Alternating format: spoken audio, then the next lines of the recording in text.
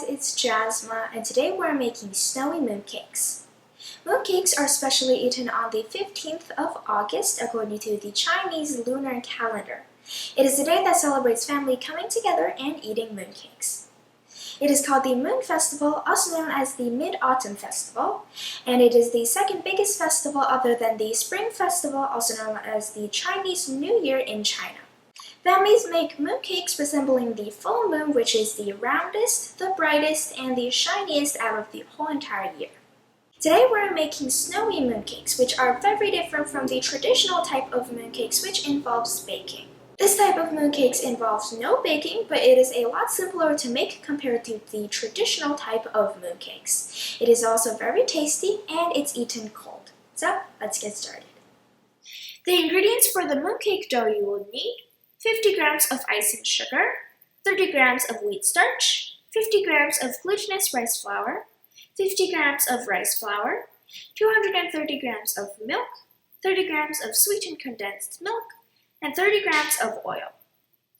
For the custard filling you will need 100 grams of softened unsalted butter at room temperature, 65 grams of white granulated sugar, 4 eggs, 80 grams of milk powder, 40 grams of wheat starch, and for the cooked glutinous rice flour you would need 50 grams of glutinous rice flour. There are two parts to making a mooncake. The first part, well in our case today, is going to be the outer skin, which is called the snow skin because it's really white. And the second part is the filling, which today we're going to be making a custard filling. The ingredients that we're using today for the snow skin is actually very different from other types of desserts. Today we're going to be using 3 different types of flour. The first type we're using wheat starch, and then we have glutinous rice flour and rice flour, which you can all find in a Chinese supermarket. So first I'm going to dump all of the dry ingredients or the powders into a bowl. Here I have the wheat starch, glutinous rice flour, the rice flour, and the icing sugar, also known as powdered sugar or confectioner sugar. And then we're just going to take a whisk and whisk all these powders together. Once all the powders are mixed together, I'm going to pour in the milk and just stir that until smooth. And it is going to look a little lumpy at first, but just keep stirring. To add in the sweetened condensed milk and the oil. I'm using canola oil here today, but you can use whatever type of flavorless oil. And then stir this until you can no longer see the oil on top, because the oil is going to float to the top, but just keep stirring. Keep stirring, and then the oil is going to disappear into the mixture. Once you can no longer see the oil floating on top, you can stop mixing, and then we could move on to the next step. So now prepare a pot full of boiling water, and I'm going to pour the mixture into a stainless steel bowl, which I will be steaming this mixture in. So I'm going to place the bowl in, cover it with the lid, and to prevent the condensation on the lid to go into the dough, I'm going to fold up a piece of kitchen towel and then stick it between the lid. This way the condensation is going to slide to the other end of the lid and it won't go into the dough. It's been 25 minutes, so now let's take a look of our dough.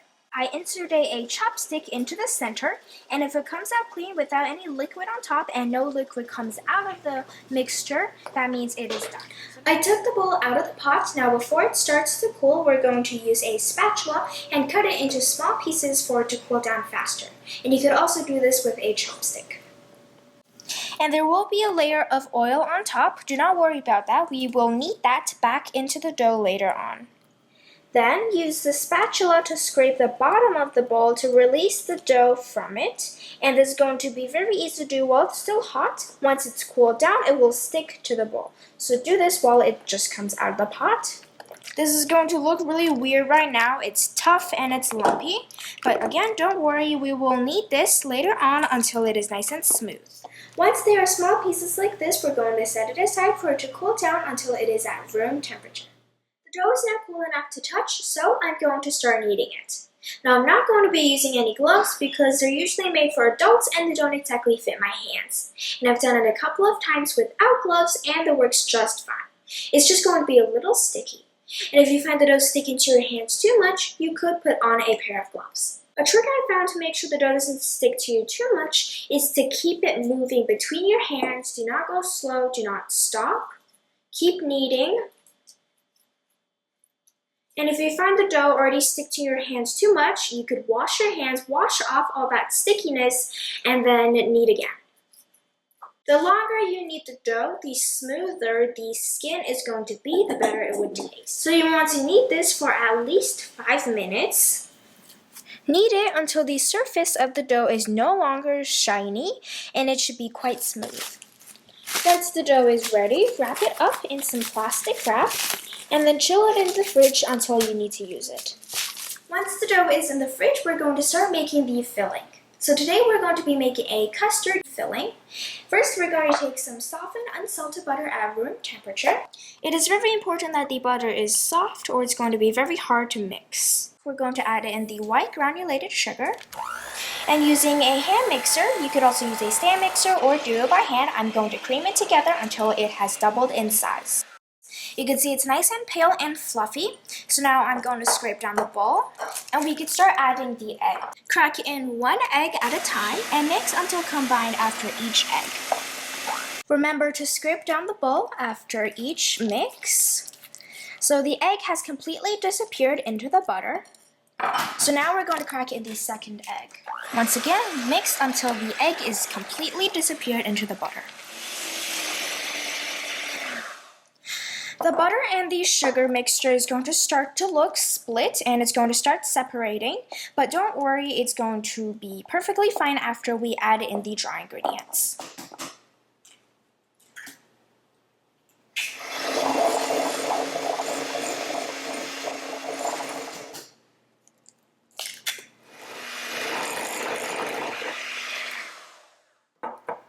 All 4 eggs are added into the butter and sugar mixture. You can see this is really runny and extremely separated, but it's okay. It's not going to affect the final product.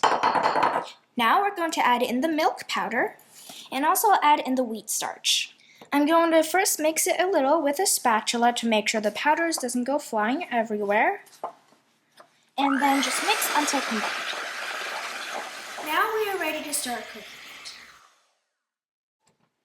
I pour mine into a stainless steel bowl because stainless steel is really thin and it attracts heat really well, so it cooks a lot faster.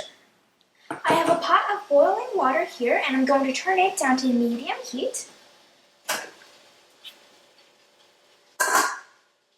Place the bowl into the pot. Get a whisk and start whisking. And you will notice that the butter on the sides of the bowl are going to start to melt. You can see it's starting to get smoother. Whisk it until you can no longer see little clumps of separated butter. You can see this is almost there. It's really smooth now. The mixture is now smooth, the butter is melted, so now I'm going to place the lid. And we're going to steam it for 15 minutes.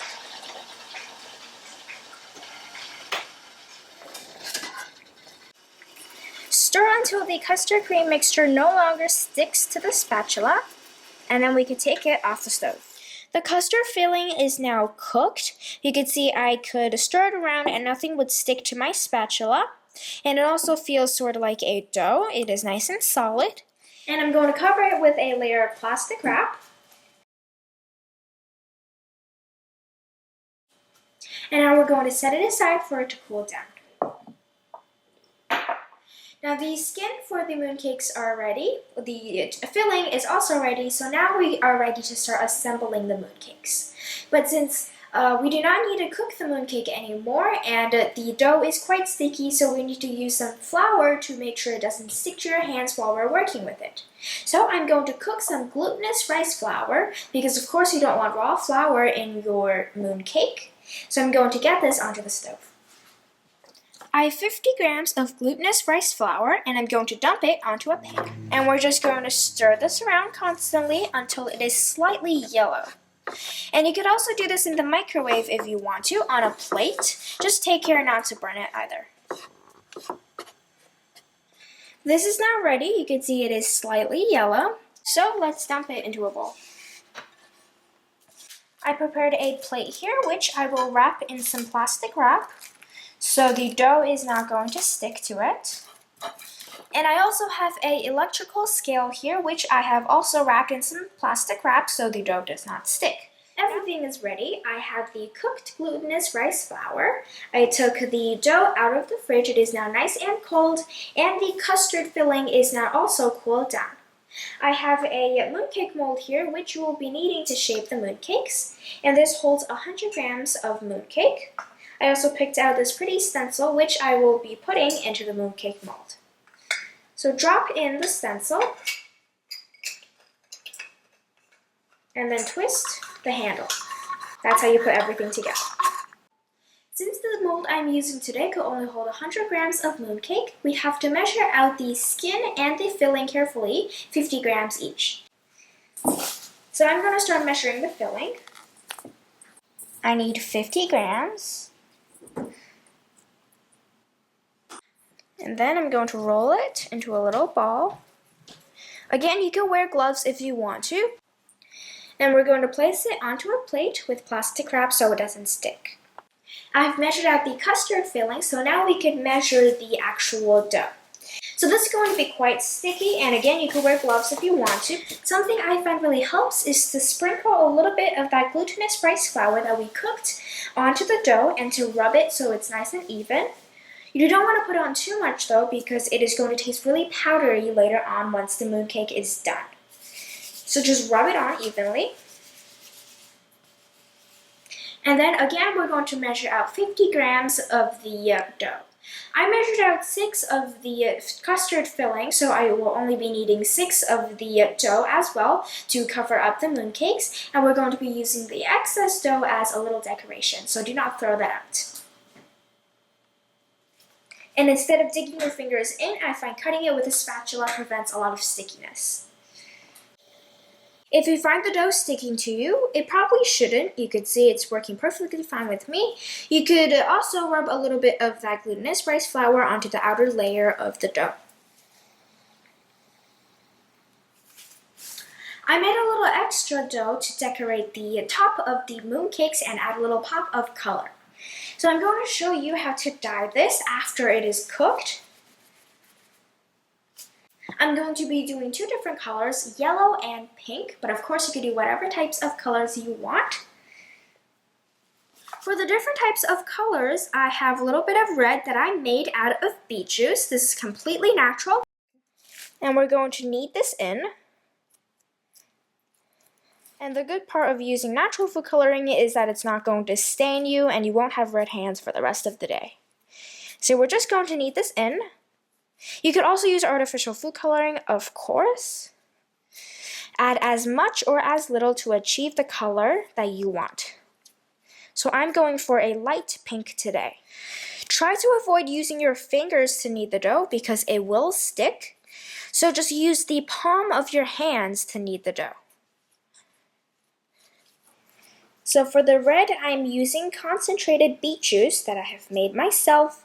And if you want a green one, you could just add some matcha powder.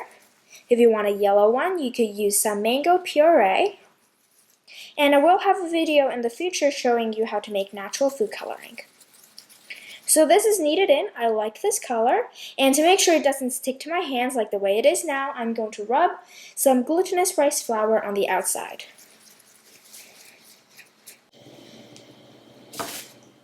For the yellow, I used some mango puree that I have boiled so it's a little concentrated. Now we are ready to start assembling the mooncakes. So take a piece of the dough and dip it in some rice flour. Roll it around so it's nice and even. And this is actually quite important because you don't want the dough to stick to you. This is going to make it nice and even. And now press it down between your hands so it's nice and flat. Use your palm to press down the edges of the dough. You want the center to be a little thicker than the edge because we're going to be using the edges to close it up and you don't want it to be too thick. And if you are not comfortable working like this, you could use your fingers to just press it like this. If you find the dough starting to stick to you, you could always add a little more rice flour. Just make sure you do not add too much. You don't want the mooncake to taste powdery.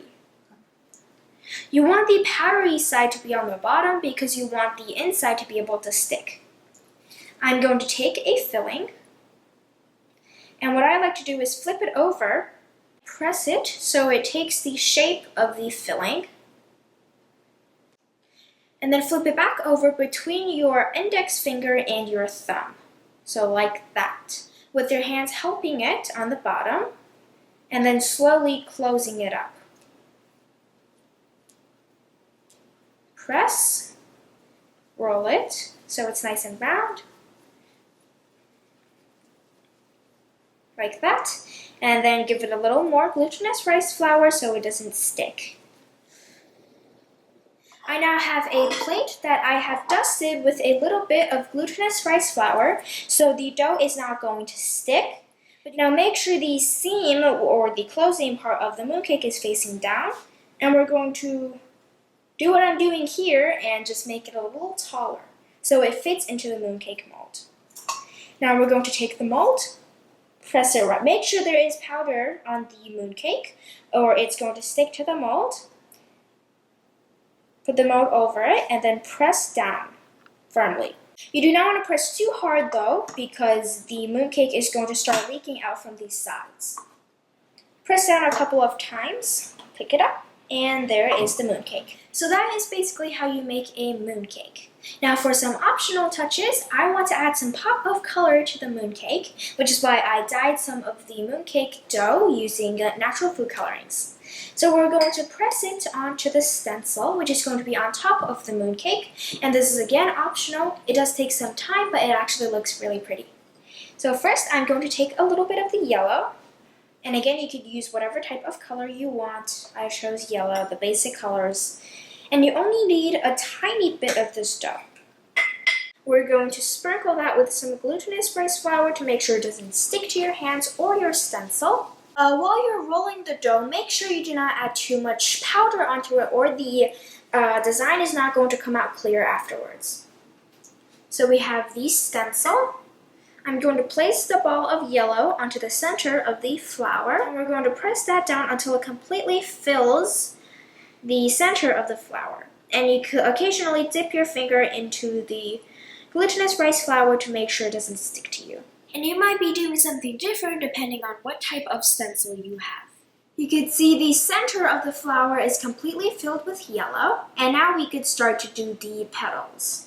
So this is where it's going to get a little tricky. We're going to take the pink, and we're going to cut just a little bit of it. And we're going to be doing this in small sections of the petal. So this is going to be enough for one petal. So I'm going to press this pink into one petal, and then we're going to press it down into that little petal cavity. Once you have filled one petal, do the same thing with the rest of it.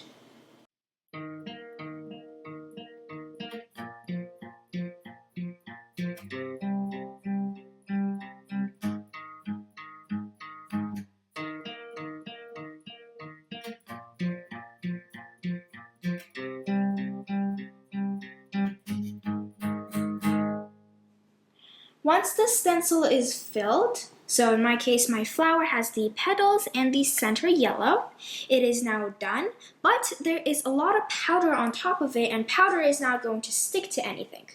So we want this to stick to the mooncake that we will be pressing into the mold later on.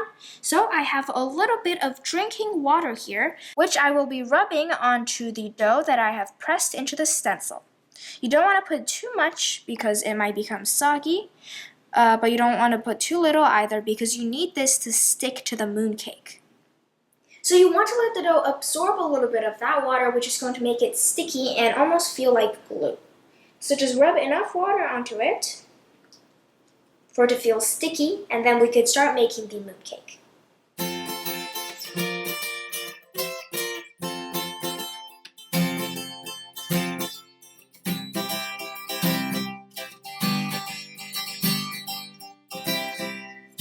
Now we can take it out.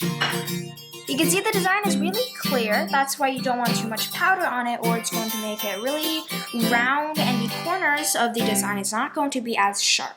Next, we're going to make something a little different from what we made before. And of course, this is for variety and it is optional.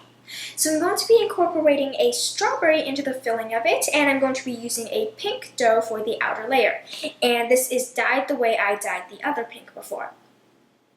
You want to find a strawberry that is really small. So this is only 8 grams after the stem has been removed, and it is going to fit perfectly inside of the mold. You can see it's not very big. If you have a really big strawberry, then it might not fit in the mold completely, so you might have to cut it in half. So you want to make sure that the custard filling and the strawberry can fit together inside of the mold. So just put it onto a scale together and it should weigh 50 grams. First, we're going to put the strawberry inside of the custard filling. So take the strawberry and with the pointy side facing down, we're going to insert it into the custard filling, just like that. And then we're going to slowly press the custard filling up to cover up the strawberry just a little. I'm not going to cover it completely because I want the flat side to be facing down later on and the pointy tip to be facing up, so later when we cut into it, it's going to be really pretty. But you need to remember where the tip is and where the bottom is. So now I'm going to start shaping the skin.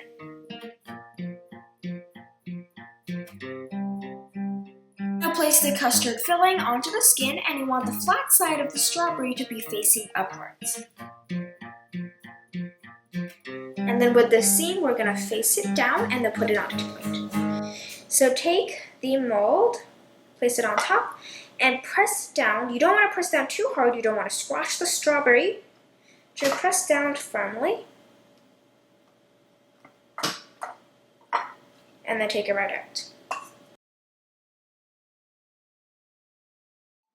Finally, we're going to be making another one with a strawberry custard filling, but the outer layer is going to be a little different. We're going to be using 2 different types of colors for the outer skin. I'm using 25 grams of white dough and 25 grams of pink dough. Together it's going to form 50 grams. So you really want to measure this really carefully or it's not going to fit into the mold. And again, the custard and the strawberry together should weigh 50 grams in order to fit inside of the mold. We're going to press the strawberry into the custard filling, pointy side facing down. Press it up the sides of the strawberry, but we're not going to cover the bottom.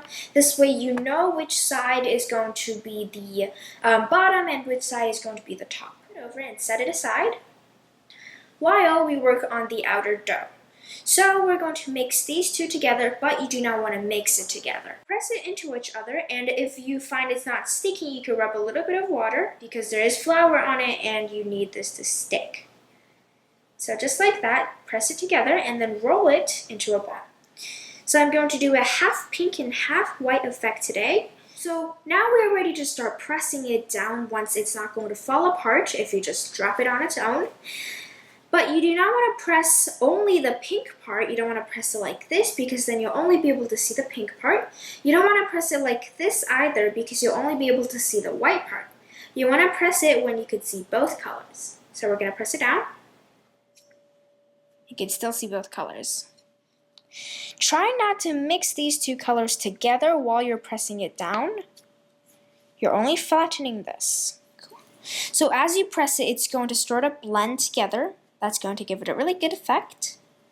Once you pressed it down, pick the prettier side and face it down. You see this side you could only see a little bit of the pink and lots of white. This side you could see half and half. So this is going to be the top, and I'm going to apply a little bit of the flour to the prettier side and then place on the filling.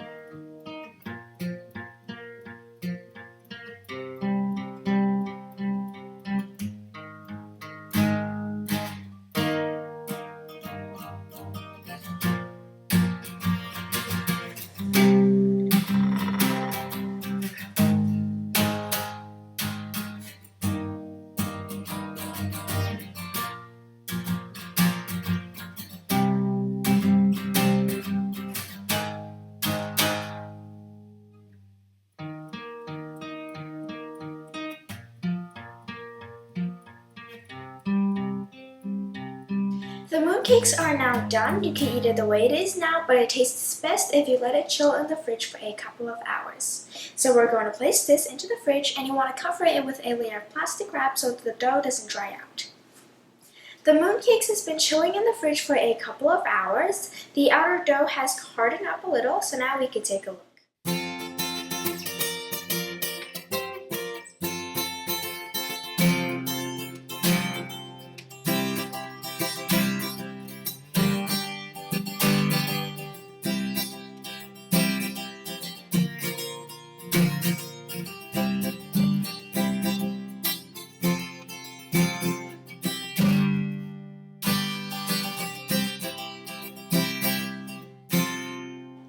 That's how you make snowy mooncakes with custard filling. This is a very pretty dessert that is no bake, so that makes it really simple as well.